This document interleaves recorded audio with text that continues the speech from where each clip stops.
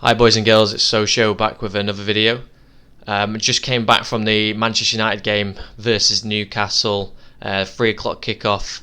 Absolutely amazing atmosphere as you'd expect. Ronaldo, the homecoming game, just electric atmosphere. The moment he stepped out from the tunnel, absolutely, Old Trafford was rocking. The Stretford end, which I was in, was absolutely rocking. And then the game itself, just because I want to review the game for you, some of the moments, and really sort of just give a bit of my impression and emotions on the game there. So to begin with, it was as you'd expect. Newcastle setting up deep, 5 at the back. That's just how they go, 5-3-2.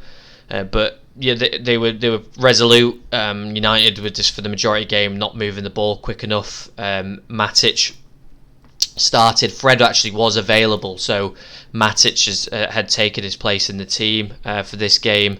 In the end, I guess proved the right decision, but very, very slow in possession, quite pedestrian at first. I think in the first half, until the goal went in, very much the only player that looked like they were trying to create something was actually Jadon Sancho. I think he was probing.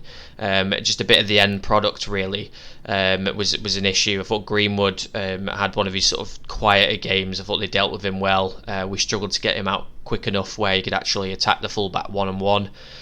But then the major event happened. This was about 5 minutes before half time.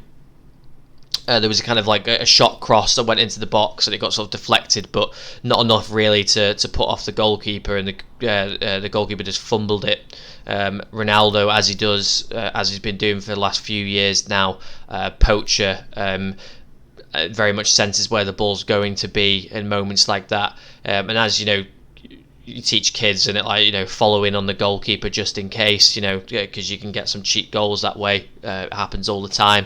And lo and behold, his first goal back in a United shirt, just the cheapest, crappiest goal, 1 yard out, and we'll take it.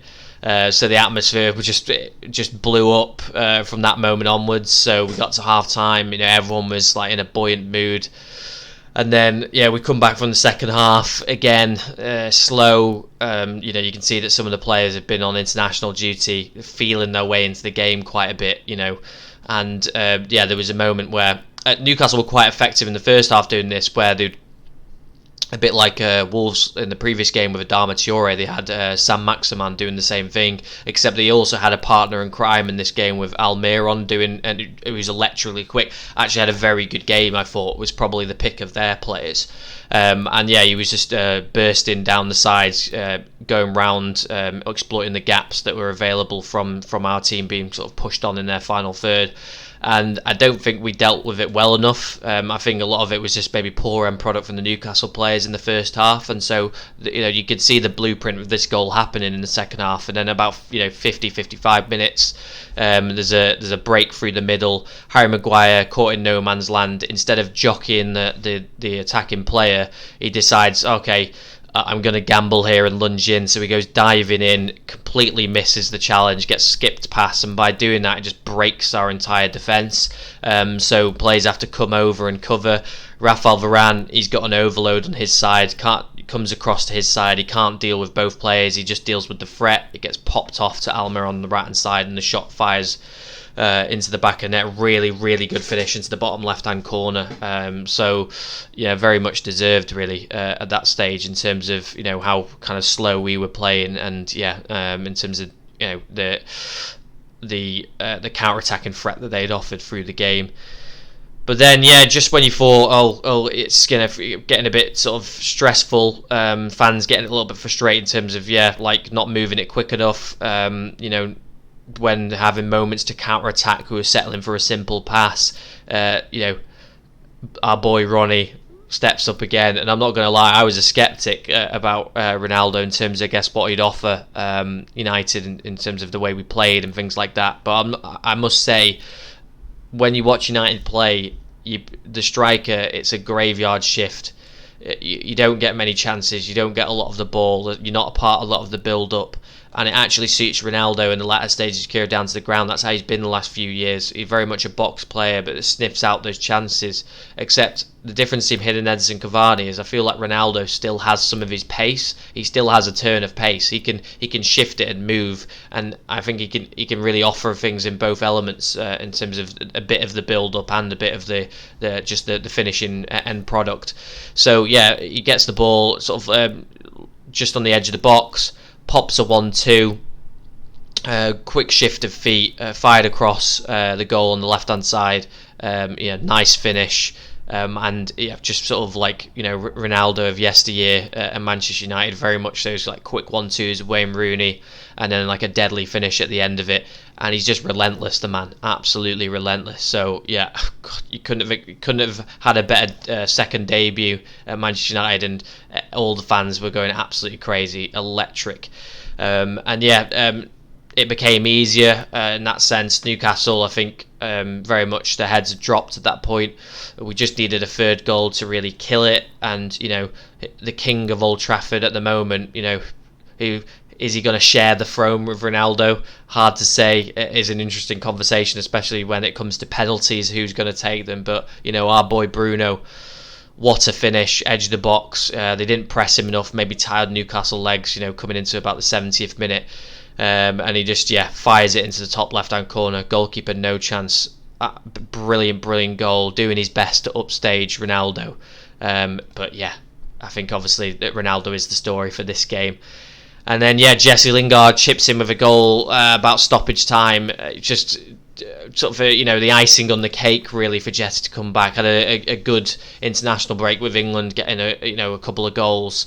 And I think this is one of the reasons we kept him, is that with Sancho feeling his way into the Premier League, how much of a sort of goal threat is he going to be? That will, time will tell with that. Rashford also being injured. Jesse Lingard guarantees you a good portion of goals. Martial with an indifferent season last year. Hopefully he can get back to his best, but that's why we've kept Lingard, because he's a good player that plays in the pockets. He's good at those little link up things, but he's also good on the counter attack. Quite a versatile player. And if we're getting the West Ham Lingard that's brimming with confidence, I mean, we saw when he was under Mourinho, is a player that can do a lot of damage for Manchester United and be a really key member of the squad. All in all, absolutely terrific day. I'm buzzing, for Ronaldo, for the Varane again with another decent game. We got to see Sancho. He got subbed off after about 70 minutes for Van der Beek, and Jesse came on as well at that point. And just the atmosphere when we clapped him off. I mean, it was perfect game. Like I mentioned beforehand when I was doing my results predictions about what Ronaldo will bring. He's going to bring that raucous atmosphere, and I think that's going to be vital in terms of turning around United's home form. Last season we weren't great at home.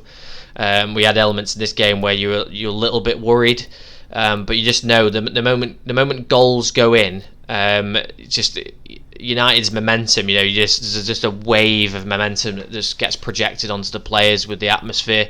The Newcastle fans were silent when Ronnie had scored the second goal, so you can't ask for much more, especially after an international break where some of the players, like I say, probably struggling with a bit of fatigue. So. 4-1 the final score. Brilliant day. Hope anyone that was at the game enjoyed it. I hope you enjoy it when you catch it on Match of the Day or wherever you catch it. And any thoughts on maybe how we're going to set up in the next game, maybe in the Champions League midweek against Young Boys? Just stick it on in the comments. Please like, share, and subscribe. And thanks very much for listening. See you in the next one. Ciao.